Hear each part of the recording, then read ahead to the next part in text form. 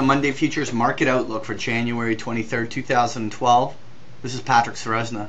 For those of you that have not had the opportunity to try out the eminisource.com trading room, 5-day complimentary memberships are available on the website. As always, we start off with a weekly chart of the S&P 500 going back 3 decades, and we plot an 80-week moving average on there. It does a very good job to depict the bull and bear market cycles the market has gone through. Over the last 6-7 months, we've gone through numerous tests above and below that 80-week moving average, but the 80-week moving average distinctly remains pointed higher, and we now are trading above that. That entire consolidation lower appears to have just simply been a correction that tested below that level. At this stage, there is a lot of indication that the market probably in the bigger picture will remain bullish for at least the next few months as it goes to test those highs. Just to make some key intermarket observations, the euro has now completed a measured move lower and has now put in a swing low. As the euro bounces, it will cool off the US dollar and allow commodities to remain actually relatively stable to strong for the first few months of the year. In this environment, the stock market will probably continue to see strength in January into February as the currency and commodity headwinds calm, and the bond markets which are now again reversed off their highs. It would be natural again to see further consolidation even in the bond market, which would even further support a higher stock market. So right now everything looks pretty good for the next few months. When we take a look at that S&P 500 on the daily charts, you can see that we've now broken to a higher high from the November high.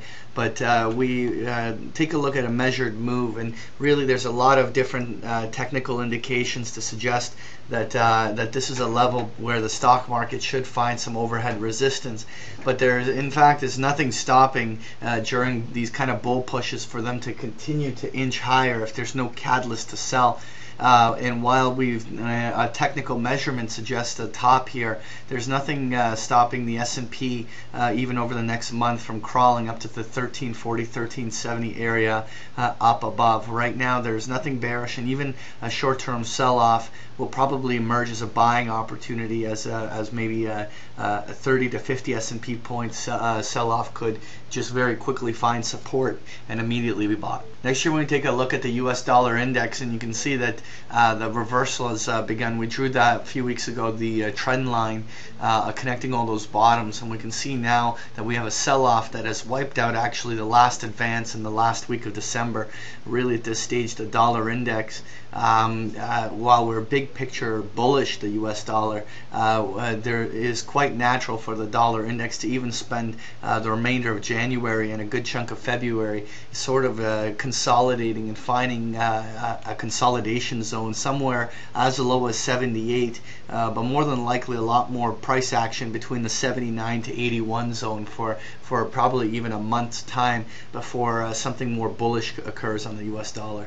Next year, when we take a look at copper futures, copper has also broken to a higher high.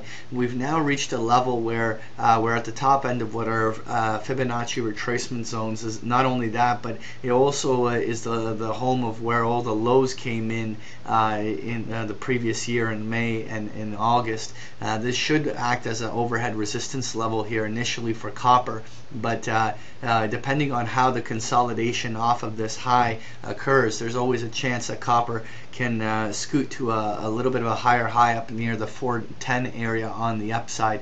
But before we forecast that, let's just see where copper stabilizes here. Next year, we're going to take a look at crude oil. Crude oil over the last 2-3 weeks has really been sort of in this sideways consolidation, marked off a blue box there, which marks off around that 96, 95 area. This is a very interesting support line, because if crude oil can stay above these retracement zones, it could emerge as a flagging formation that would allow oil to break out to new highs, and potentially, if the environment is right, crude oil could make it even as high as 113, 115. Don't initially think that would be a good first target, but a bigger picture, let's say level where the crude oil could be trading into March and April, it's quite possible. Now all of that depends on this kind of 96 level holding on crude oil.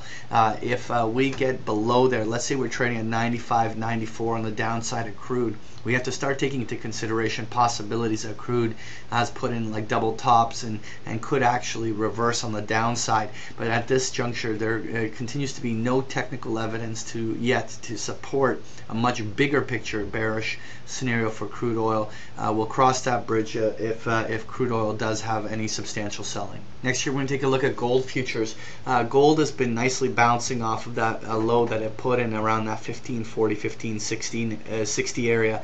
At this stage, it's almost like a little bit of a rising wedge. And while there is substantial overhead resistance, we anticipate gold will probably do a little bit of a pullback somewhere off of this zone, but if more than likely it's not going to be a crash in gold.